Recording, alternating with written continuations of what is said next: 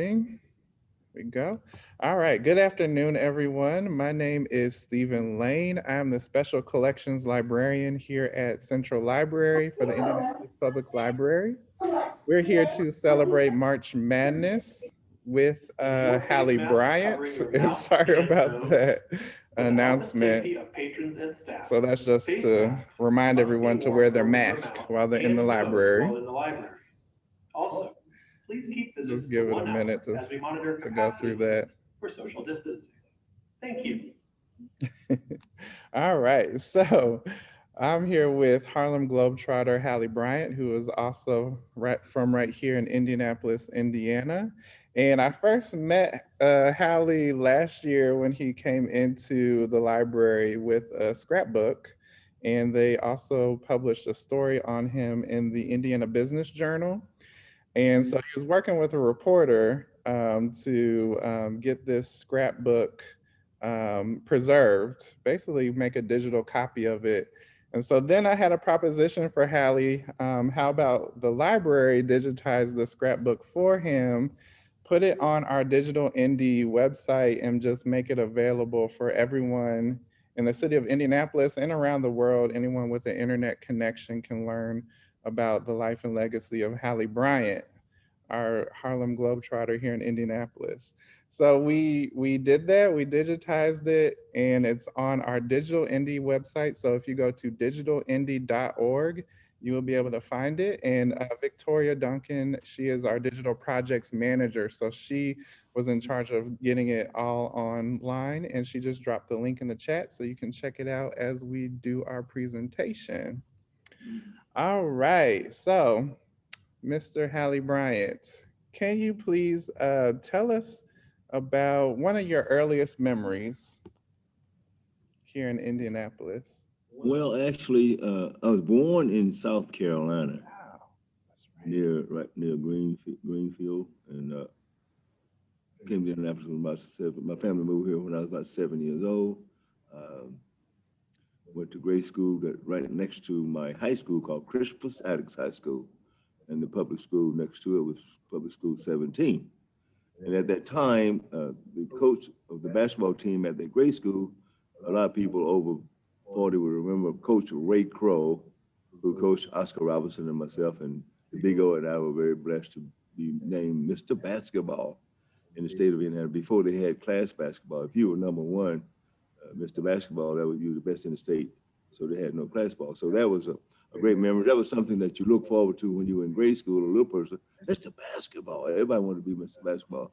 So I prayed for that. And my dad had told me one time, don't smoke, don't drink, be nice to people, and say your prayers at night, and you may be what you want to be. And so actually I did that, and many of those things came true. And the things didn't come true, I didn't need them in the first place. I like that. So when you moved to Indianapolis as a kid, could you tell us a little bit what it was like growing up here in the city? It was great. You know, in the South there, you saw a lot of cotton fields and pea patches and trees and stuff like that. So you dream about going up north, they call it then, because they had these theaters there in this little city. They call them picture shows. Uh-huh. So then you see those things on TV, and I mean on that particular screen there, and you're looking forward to that. So when you move to a big city like this, boy, you wow, you saw smokestacks. So it was thrilling for a young kid to say, wow. So those memories don't go away. All of those things that you saw as a little bit of person is still there in the archives of your subconscious. Yes, yes, I love that. Can you tell us a little bit about how this scrapbook was made while I pull up the screen for our presentation? Well, in the scrapbook, you will see the people who put it together for me. And actually, I had a lot of scraps, a lot of newspaper clippings, and a lot from grade school, high school, college, Globetrotters, and a gentleman out of Marion, Indiana named Les Johnston.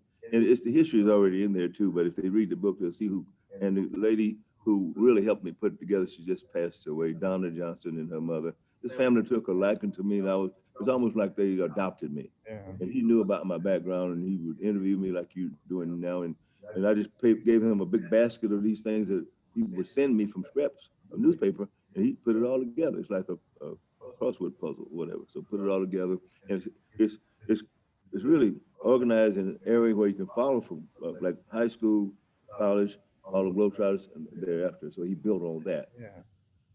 I really enjoy the layout of the scrapbook, and if you all have a chance to check it out, you will see that it is very well organized, and it has a really awesome introductory page. Oops, and I passed it. There it is. So I just wanted to read this part of this first page of the introductory page.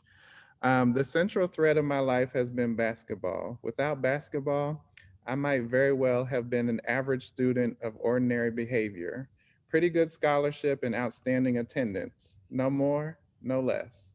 Without basketball, it is entirely possible that I might not have graduated from a major university, Indiana University, and quite probable that I would not have served my country in Korea in officers what does it say right there? Officers unit. Nor now be engaged in a somewhat glamorous profession where I travel the world and find style. Privileged to meet the great and near great, including czars and commissars, kings and presidents, prime ministers and popes, as well as receive the plaudits of thousands of little guys from all over the globe who have granted to me a celebrity accolade of sorts in my own right.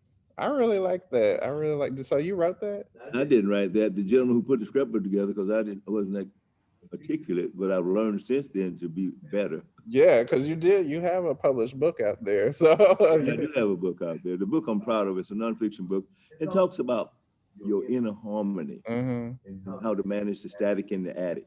And Mm. when I tell people, they go, oh, we all have it, but three things about the static in the attic. Number one, rather, is don't identify with it. Don't deny it. Be aware of it and use it for something useful.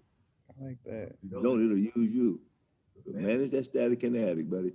It's a gold mine, a coal mine. And sometimes a landmine when you get caught in there. So I really like that picture too. So that's you as a teenager and at Addicts. Yeah, I was a sophomore there, and Wow. the newspaper come by and they want you to do something so that people remember. So I leaped up in the air. Boy, I didn't realize I could get up so high, but I did You that. really did. So yeah, so let's talk about the first section of the scrapbook, your time at Addicts. What was it like to be a student at Addicts High School? That school to me was actually it's like a home away from home. All the teachers made you feel good about yourself, and they gave you the discipline you needed, and it's like your parent. And we had a principal that was just a super parent, Dr. Russell Lane, and he believed on being in time. And if he ever talked to anybody about parents that said 2 minutes, 2 minutes, he was in the hallway waiting for kids to come in. And he got 2 minutes, 2 minutes. So he's known that Mr. Dr. Lane, 2 minutes, 2 minutes. And all the principals, they knew what we had to be responsible for once we got out of high school, out of college, whatever. They're preparing us like they should to get through the next stages of life. So that was a great school that you reflect on. You didn't think about that when it was happening, but that's the thing that you remember most of people who taught you how to navigate through life in a harmonious way. Yeah, yeah. I'm trying to find if there's a familial connection between me and Mr. Lane, Dr. Lane. I think that would be really cool. But I think what he did in that school was just amazing. Um, and so, how did you decide to join the high school basketball team at Addicts? As I said, you dreamed about being on that team. And so they had, at that time, they had a freshman team, reserve team, varsity team. More than likely, you wouldn't make that reserve team until maybe you were the second year and all. But myself, along with some great players like Willie Gardner, just before Oscar Robertson, the Big O, we all grew up together at Lockfield Gardens. But I guess at that time I was advanced because I played ball all the time, rain, snow, sleet. So I was preparing to make those steps. So I was in my freshman year, I played on the I was a sophomore. I was up. So then the varsity, I was playing varsity when I was a sophomore. Freshman, first year, the coach was the older coach. He didn't. You could be great, but you couldn't even make varsity team unless you were a sophomore, a freshman, a junior. So, but in the my second year there, the coach that coached me in grade school, Coach Ray Crow, he's the one that put me on the varsity team. So I was blessed to be there to play varsity for 3 years. Mm-hmm. That's amazing. Um, and so you were able to play with Oscar Robertson? Well, Oscar was a freshman when I was a junior. Oscar couldn't make the team at that He time. went on the So we team. were on the playground together. I should push him around because I knew that's what older guys did. Me, and I knew he was going to be great because he was out there late at night, like I was, playing basketball in the dark until the people said, "Go home. We can't sleep with the ball bouncing out there." So we love the game. Anything you love to do and you visualize it and pray about it, buddy, you can accomplish it. I do believe. Yeah, I really like that. His brother was a great player too. Bailey Robinson, they called him Flap. Of course, Willie Gardner and there's Cleveland Hawks still living. A lot of my contemporaries are not here, but I know he's probably watching this. Cleve Harp, they call him Deacon. Nice. That's awesome. And were there any teachers at Addicts that inspired you? I know you talked about Dr. Lane, the principal, but can you talk a little bit about the other teachers, who they were, and why that you think they inspired you?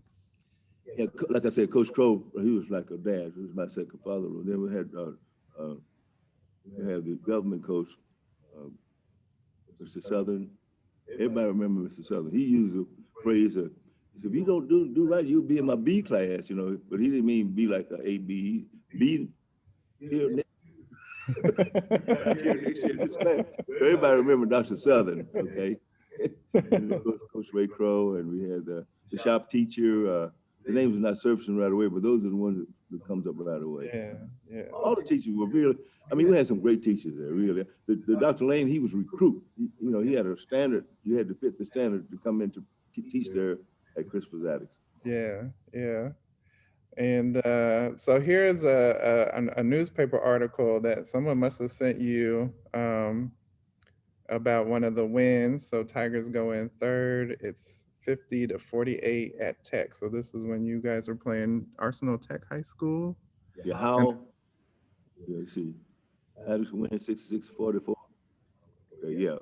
Tigers go in third. Yeah, we were beating everybody pretty much at that time. We had a great team, a great yeah, coach. Those are great memories there. yeah, absolutely.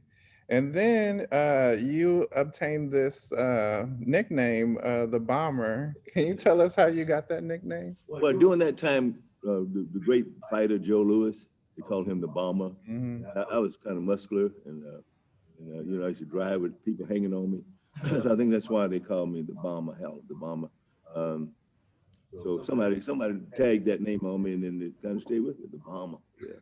I like Some of my friends now, hey, Bomber. that. I really like that. I think it makes sense, definitely.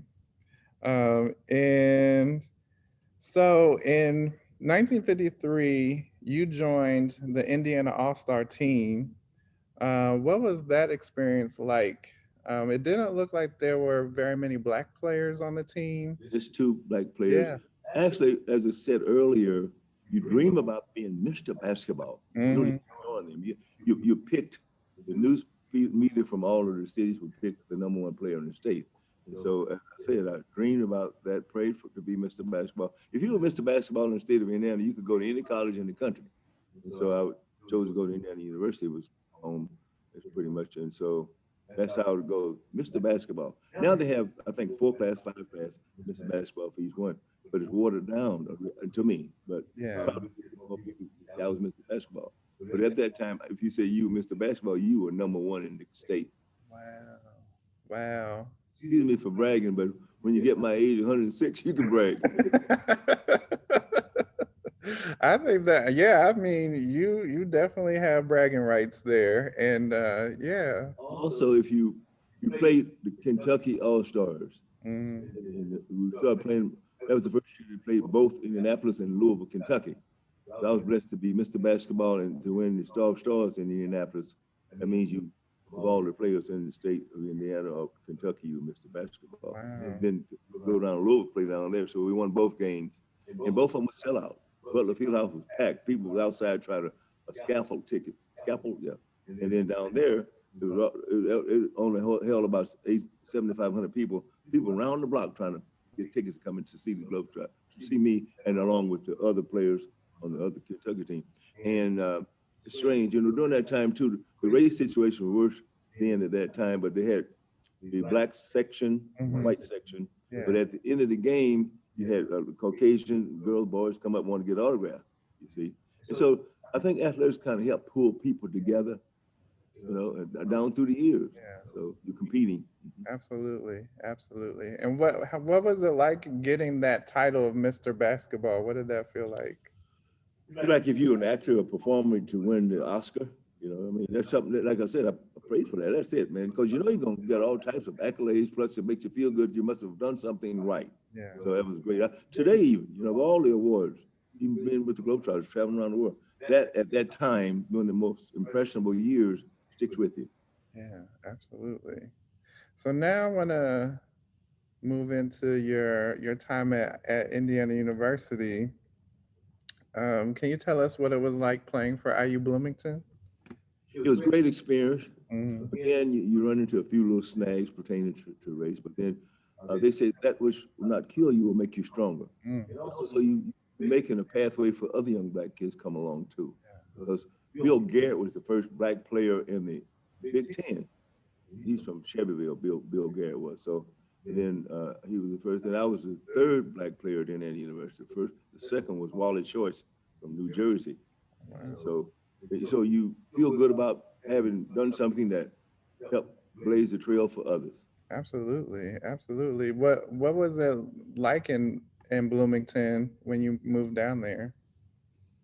Well, again, you prepared by the teachers and all. You're gonna run into this, do that, but you keep doing your thing. Respect people; they'll respect you. And so I didn't have any problems at all. I enjoyed it because it was being away from big campus. Looked like it was it's like a whole new big city. Bloomington. You see, so in your freshman year, you're in awe, and then pretty soon you become a sophomore. Kind of shrug your shoulder. I can handle this. So the key was not to flunk out. Oh man, that was frightening. I think a guy named Bob Jewell. He won the Crest Award. Brilliant person. He went to Michigan. Mm-hmm. He was on the newspaper. Bob Jewell flunks out. You see, so I was determined not to do that. So I stuck with the books and did what I could, and they had tutors for you and everything. Yeah. So it worked out quite well. Good, good. I'm glad to hear that. So here's a picture of some of your teammates, and then the coach there is Branch Branch McCracken. McCracken. Uh-huh. And Charlie Hudson. Yeah, I see some of our teammates there. Okay. Yeah. So Walter Choice on there, yeah. Excuse me. can you talk about Mr. McCracken and what was his coaching style like? Well, number one, I like the fact that we played fast break basketball in high school and whatever. And some coaches that played the slow down ball type stuff. I didn't like that because it wasn't my style. So overall, he was a good coach. Now he was learning too. I think I was probably the third black person he's had. Yeah. He said some things that he did say something. He said, you know what? I guess myself and the other black player, we had done something, at least they had done something. I don't remember doing something bad, but he said, okay, I could chest I could call you that. I could call you your name. I could call you the other name too. And I thought, wow. But anyway, that's me. So and later on, after I graduated from college and was back down visiting school, he came up, we were walking along, put his arm around me. He said, I just didn't know. I'm sure he was talking about, what he's saying is, I would treat you a little bit better type stuff. Yeah. Lesser conscious, I think. Yep. It stayed with me, and I'm sure it stayed with him too. Yeah. I was taught to be forgiving. Mm-hmm. Forgiving is forgiving. I like that. It seemed like that learning went both ways then. Yeah, I Like think you so. were also teaching your coach how to treat people right. And what year was this when you went down to Bloomington? 53, I was named Mr. Basketball, so I had a scholarship offer from all the Big Ten schools. Been very blessed. So I went there because it was. I knew he would play the fast break type style, my style, and it worked out. It worked out swell. I was drafted by the St. Louis Hawks. At that time, there was an NBA team in St. Louis. Mm-hmm. So I got a tryout there. And at that time, you run into the race thing over there too. The coach came to me afterwards and he said, Hallie, we would love to keep you here, but they already had one black player on the team. Mm-hmm. But that guy was from that area. He said, and so they called the Globetrotters. One of the best things that ever happened to me. See, and so then I joined the Globetrotters back there and was with them for 27 years and played for 13 years and was PR director for them for another 14 years. Wow. A blessing in disguise. Wow, that's amazing. It's amazing how these opportunities come up through in life. I had a chance to And go yeah, all over the world and meet people from all walks of life, and it exactly. allowed me to start a one-man Globetrotter show too, if you want to get into that. Oh But yeah, oh yeah. We're gonna get into all that. Definitely. So here's one is this a shot of you in action here? this is in Big Ten. Oh, yeah. Mm-hmm. If you notice it, well, if you had to see the whole floor, I'm probably the only speck on the floor. Very clean, dark person. Yeah. Yeah, but yeah, boy, that came out of scrapbook. That brings back memories, man. Yeah. Yeah. I really Looked like like the that. guys blocking me, but I scooted the ball over toward the basket and in the basket. And it made it in. Oh wow, yeah. Wow. That's a great And we shot. had a great team too at that time. Oh, it was tough. Yeah. Yeah.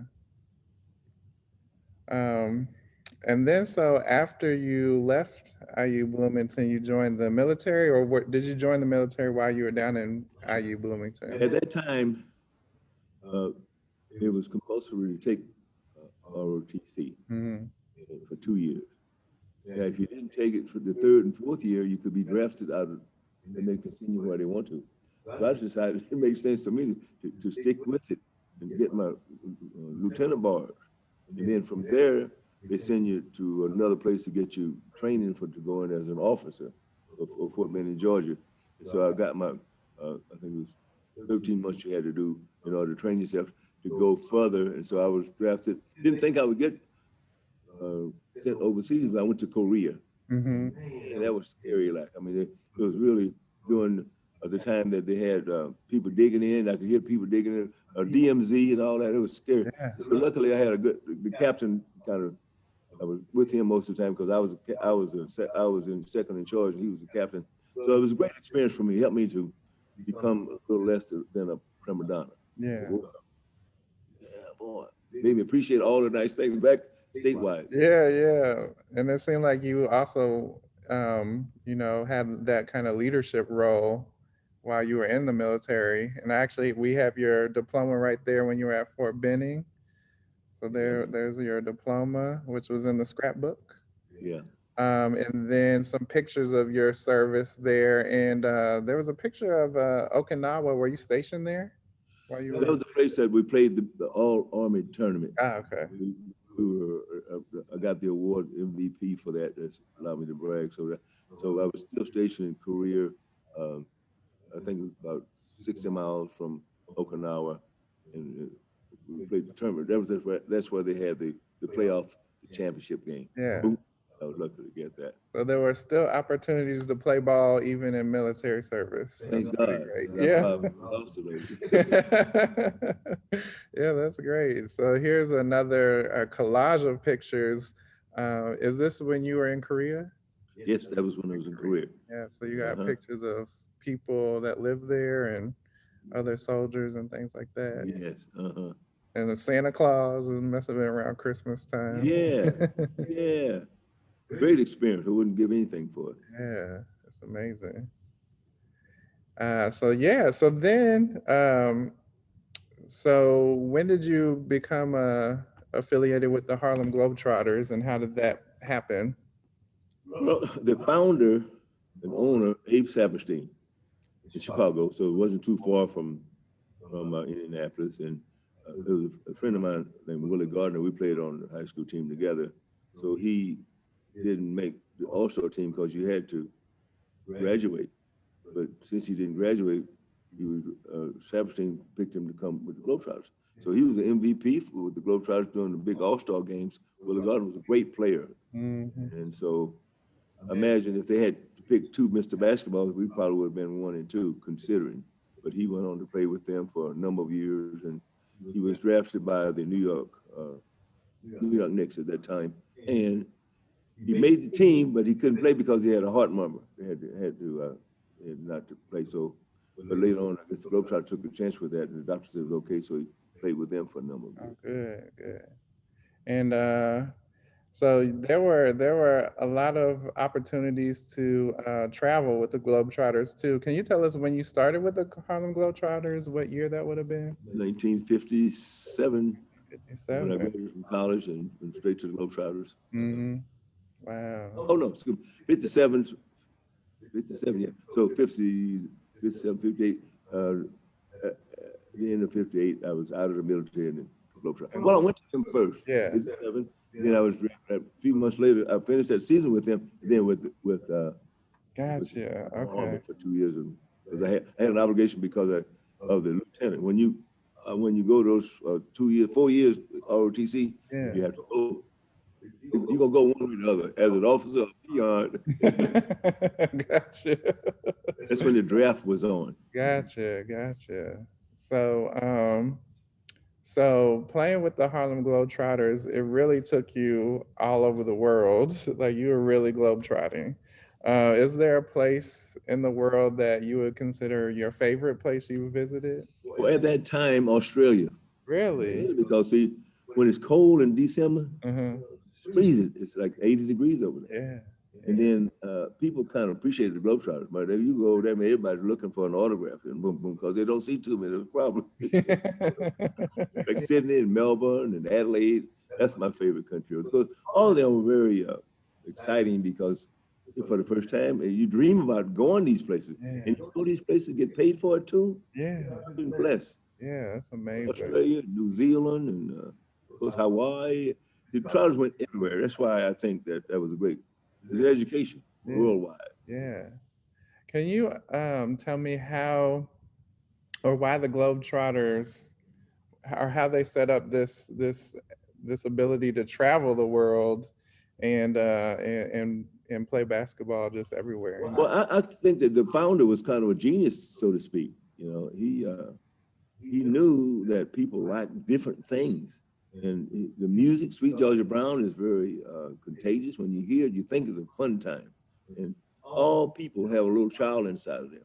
So I think what we do, bring out the little child in you, and people feel good about that. Gives them a chance to forget about the troubles and whatever. They enjoying themselves, and we're having them laugh and having fun.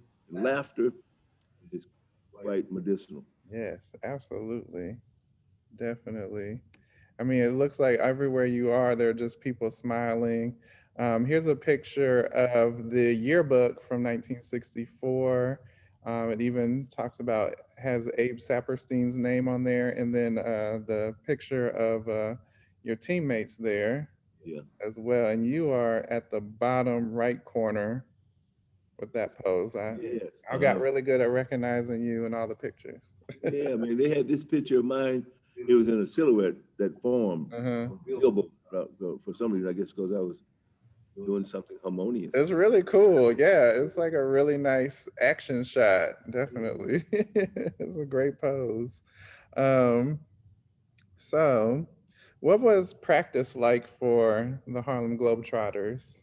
Practice. Yeah, like your practice That session. reminds me of Allen Iverson, great player in the NBA. And somebody talked to him about practice. He said, practice. He was great, but he said, I don't like practice. Well, actually, you needed to practice in order to be able to uh, put on the right type of performance. Mhm. Every person had a role to play. Yeah. And that's in life and family. You need to do certain things properly so people know that you have a routine, perform that routine. If it works for you, good. If not, you patch it up and make sure it works right. So it was always fun because before we go out and start playing games, about 2 weeks and a half, we would just practice routines and practice different shots and whatever. So once you get out there and start doing what you're going to do, NBA, all great teams will do that. Yeah. Yeah. Spring training, whether it's football, whatever. Now, Yeah. when you get out there, because whatever you do well, you got to do it habitually. Yep. If you're not doing it habitually, you're not going to do it well. Yep. Yep. Wow. So even overseas, you were able to practice and get everything. Oh yeah, Yeah, oh yeah. wow, that's amazing. Um, have some this picture here. I called it the original ice bucket challenge. So it looks like uh you are getting ready to throw Confetti. confetti on your teammate here.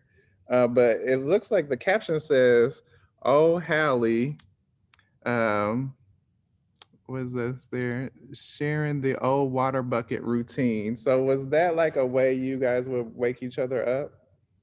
No, actually, during the game, we got packed houses just everywhere, Uh-huh. and we have that we could do on the floor. And we got two guys, the showman and another player, to get in an argument like that. And the guy used to have water in the cup. He had some water in the cup, and so the guy threw the water in his face. The other guy run over to the bench and got the water over here like this, got the pail like, and chased him all around. And he run around and then he go up to the audience because the audience right there, and they ducking it, and it's confetti. And the crowd, wow! One of the great tricks there. That's awesome. Now, sometimes, in order to make that for real, next time they do it another time and they come with the bucket like that, it really is water.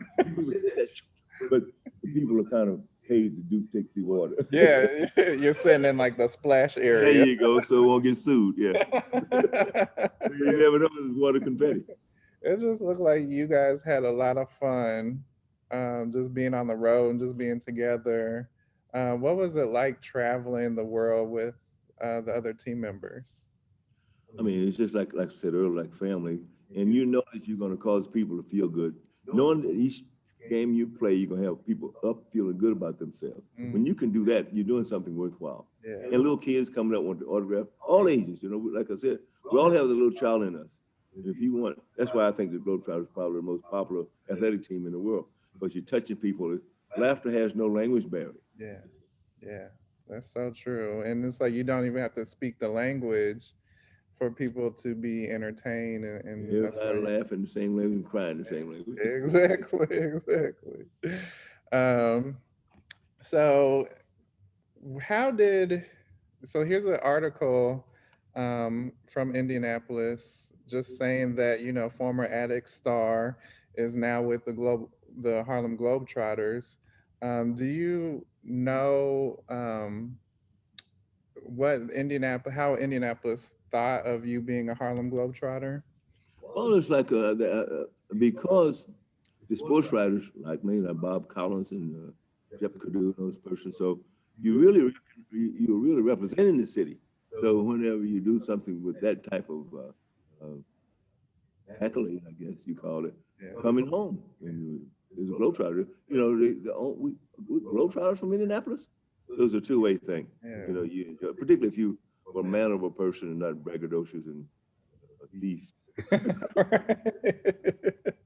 and just knowing how Crispus Addicts alums are still very tied to the high school, did you get a lot of praise from the other alums at Addicts? Oh yes, even today. Yeah. You know, if you go over there, you see pictures of me in the air doing something with the ball. Or not just myself, but Oscar Robertson, Willie Gardner, all the great athletes, Yeah. whether it was football, basketball, baseball, whatever. And the coaches and the teachers, and particularly Dr. Russell Lane, he said, when you go out of here anywhere, you represent this school. Yeah. So you don't want to have a bad mark left on the school. So they taught us how to respect people. You know, you want to respect yourself, respect your family, respect the church you go to, respect the school. So that was a great teaching right there. You see. Mm, So if a kid might have missed some of that in his home, and sometimes they might, because sometimes they have broken homes or whatever, you got that from that school, that they know the importance of that. Also, to be able to get a job, you got to be mannerable, you got to be able to introduce yourself and say certain things. Otherwise, you'd be just carrying newspaper all your life or digging ditches. That's very true. And so this bottom picture of you on the screen is you are on a moped in Paris. Just you have a moped in Paris. That looked like I was moving. Yeah. It popped up for me. I wouldn't go You anywhere. weren't going any. Oh, okay.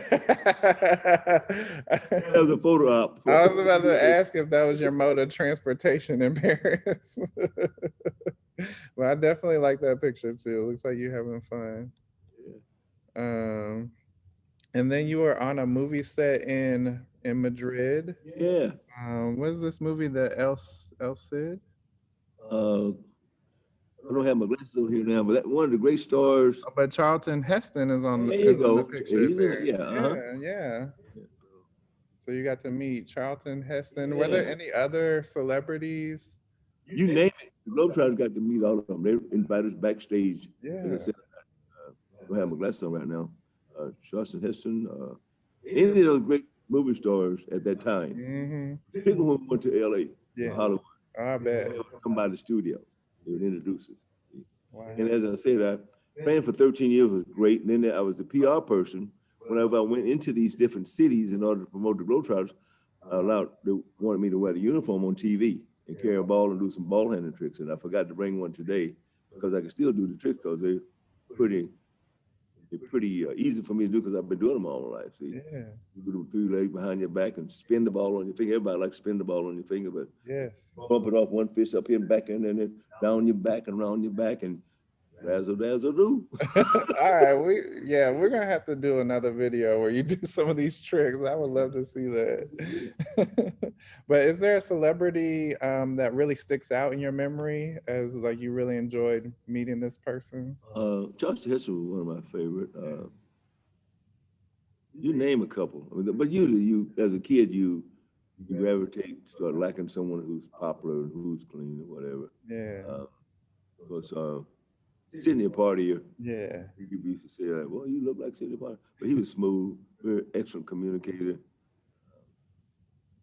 Arabella Fonte. Mm-hmm. Mm-hmm. So these are people, whoever you are, wherever you are, you're being looked at by people. Yeah. They probably will they like it and they want to do like, that's how we learn how to walk. We just kind of simulate and do whatever other people do. See,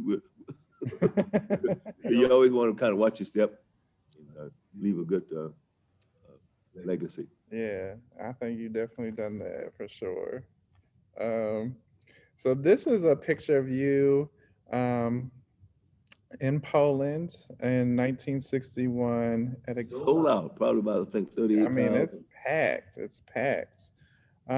So you were in the USSR at the time. So what was that experience like? Was it?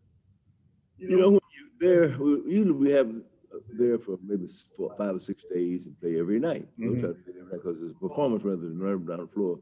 So actually, you heard all these things about the Soviet thing. You did all these crazy things. You start believing all those things. So naturally, the first day or two there, you feel like a little bit uncomfortable. Mhm. I used to like to go out sightseeing. Yeah. And I would go by myself sometimes.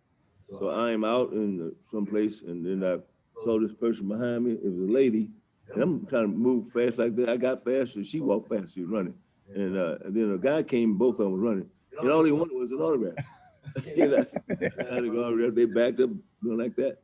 I said, they don't used to be afraid. They're only people. Yeah. And they have to break down the barriers when they see that they're just like you. In some places, they hadn't seen too many black people. Yeah. Hey, one little girl, she was about probably 9, she came up and wanted to see where that would come off. My God. I wasn't offended because you expect these things, see? So, Yeah. Yeah. so you're really teaching people all the time, Yeah. whether you realize it or not. Yeah.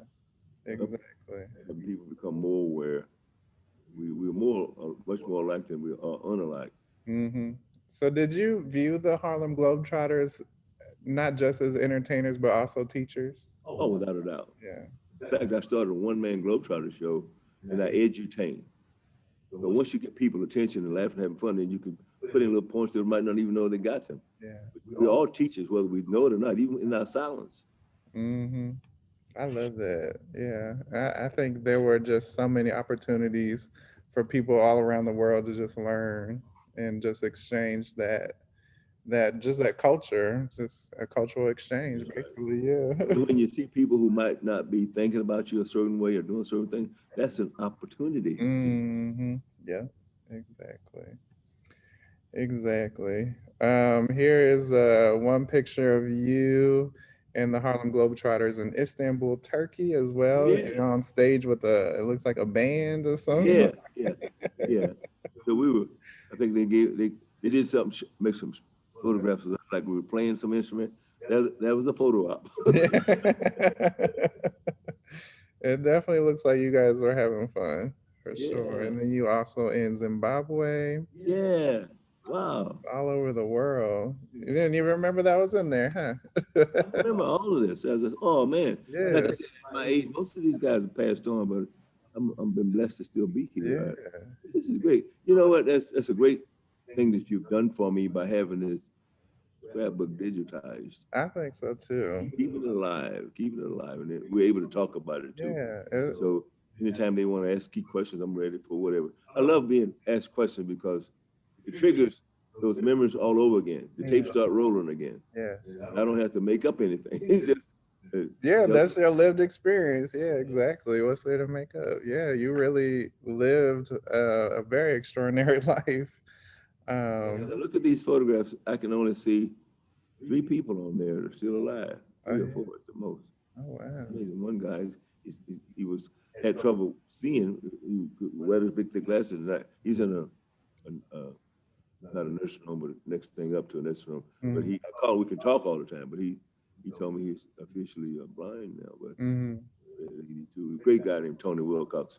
He So, probably listen to this. He won't be able to see it. yeah. So, are you still pretty close to the players that are still Yes. around? Good. Like family, Good. you know. Yeah, but I can see how. Oh man, this is great. Yeah, I really like this picture. Of the pictures on here. Here's another program from India in Yeah. 1961. Mhm. So you're pretty much like going all over the world in one season, in That's one for sure. year. Yeah. You So spent, most of the time we by bus, but once you get to the major city, you fly, but once you get to the major city, you do 50 miles over here, 80 miles over here, then you come back to your main hotel. So like I said, playing nightly, performing nightly. And boy, we had some the great audiences. I bet, I bet. Here's it looks like a picture advertisement for your performance in China.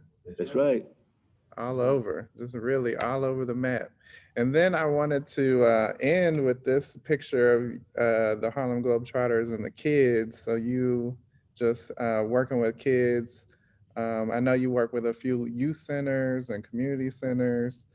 Um, what did it mean for you to work with the kids? Well, actually, I'm seeing myself all over again. I'm and the fact that you can get the attention and then you can teach and edutain at the same time. I believe this was at Taylor University basketball camp up in Upland, Indiana. Number one camp in the country almost. And so I started going there shortly after I got out of college. And the tall guy with me there, Willie Gardner, I was telling you about earlier, he had some trouble with finances or whatever, but I would take him with me and give him part of my pay. And so Willie Gardner was able to go up to Taylor University with me. That's him. That's Willie there. And of course, the Olds, Don Old and Dave Old, they ran that camp now. They're passed. They're gone now. But I went up to that camp annually for about 57 years. Wow. 57 years I would go up there and driving up there, I would have a chance to visualize what I was going to do and what I was going to say and put on the program. And then after you do that for a while, it becomes naturally for you. And I knew they wanted to be entertained, but I edutained at the same time. Mm-hmm. Those little kids were like, oh yeah, And I get calls from some of their kids now. It's amazing. And so, what would you say to inspire the youth in these basketball camps to either keep playing basketball or just what would you say to them? Well, I was telling them that, at this age now, you setting the foundation. The foundation got to be solid so you can go places and do things like no bad language, no cursing, no drinking, no smoking, because that body of yours is like your world. You don't want to mess it up. I'll give them examples of certain key people. That person drank, smoked, he went to jail. My dad told me if I went to jail, he wasn't going to come visit me. So don't get in trouble. Run with the right kids. Because run with the wrong kids, you're going to do wrong. Run with the right kids, you're going to be right. Those type things, basic things like that. And I give them examples. And my dad was great at giving examples. He teaches you, show you something and show you what could happen if you don't. Yes, Okay, so that was my I love way it. of trying to share and pass things on, like older people did with me. Yeah, I like that. I really do. Well, I think we can open it up for questions. So I'm going to turn off the recording here. I'm going to read any questions that are in the chat first. Um, let's see here.